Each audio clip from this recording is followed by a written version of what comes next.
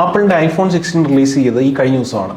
മുൻ വർഷത്തെ കണക്കുകൾ പ്രകാരം iPhone സ്വന്തമാക്കാൻ ആഗ്രഹിക്കുന്ന പുരുഷന്മാരെക്കാൾ കൂടുതൽ സ്ത്രീകളാണ്. ഈ ഡേറ്റ അറിഞ്ഞിട്ടും ആപ്പിൾ അവരുടെ ഫോണുകൾ ഡിസൈൻ ചെയ്തിരിക്കുന്നത് ഞങ്ങൾ പുരുഷന്മാരുടെ വലിയ കൈകളിൽ സ്യൂട്ട് ആവുന്ന തരത്തിലാണ്. 1990-കളിൽ പിയാനോ വായിക്കുന്ന ആളുകളുടെ ഇടയിൽ ഒരു പഠനം നടത്തി. ഈ പിയാനോ വായിക്കുന്ന പുരുഷന്മാരിൽ 48% പുരുഷന്മാർക്കും ഈ കൈവിരലുകൾ ഇഞ്ചുറി ഉണ്ടാകുന്നുണ്ട്. അതേസമയം പിയാനോ വായിക്കുന്ന 78% സ്ത്രീകൾക്കും ഈ റെപ്പറ്റേറ്റീവ് സ്ട്രെയിൻ ഇഞ്ചുറി ഉണ്ടാകുന്നുണ്ട്.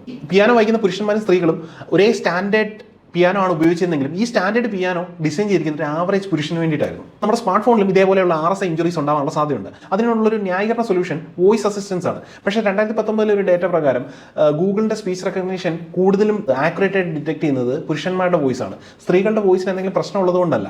ഈ വോയിസ് റെക്കഗ്നീഷൻ സിസ്റ്റത്തിനെ ട്രെയിൻ ചെയ്യിക്കാനായിട്ട് വലിയൊരു വോയിസ് റെക്കോർഡിങ്ങിൻ്റെ ഡേറ്റാബേസ് കൊടുക്കും. പക്ഷേ അതിനകത്ത് കൂടുതലും ഡൊമിനേറ്റ് ചെയ്തിരുന്നത് പുരുഷന്മാരുടെ വോയിസ് ആയിരുന്നു. ഞാൻ ഈ പറഞ്ഞതിനകത്ത് പല ഇൻഫർമേഷൻസും ഈ ഒരു ബുക്കിൽ നിന്നാണ് എടുത്തത്. ഈ ഒരു ബുക്ക് വായിച്ചതിന് ശേഷം നമ്മൾ ചുറ്റും കാണുന്ന പല പ്രൊഡക്റ്റുകൾ, അത് ഇരിക്കുന്ന ഓഫീസ് ചെയർ ആണെങ്കിലും നമ്മുടെ മെഡിക്കൽ എക്യുപ്മെൻറ്റുകളാണെങ്കിലും കാറിൻ്റെ സീറ്റ് ആണെങ്കിലും എന്തിന് കാറിൻ്റെ ക്രാഷ് ടെസ്റ്റ് ചെയ്യുന്ന ഡമ്മികളാണെങ്കിലും എല്ലാം ഒരു ആവറേജ് പുരുഷന് വേണ്ടി ഡിസൈൻ ചെയ്തതാണ്. അപ്പം ബൈ ഡിഫോൾട്ട് നമ്മളൊരു ആണായി ജനിക്കുമ്പോഴേക്കും നമുക്ക് കുറേയധികം പ്രിവിലേജ് വരുന്നുണ്ടെന്ന് ഈ ബുക്ക് ഈസി ആയിട്ട് തുറന്നു കാണിക്കുന്നുണ്ട്.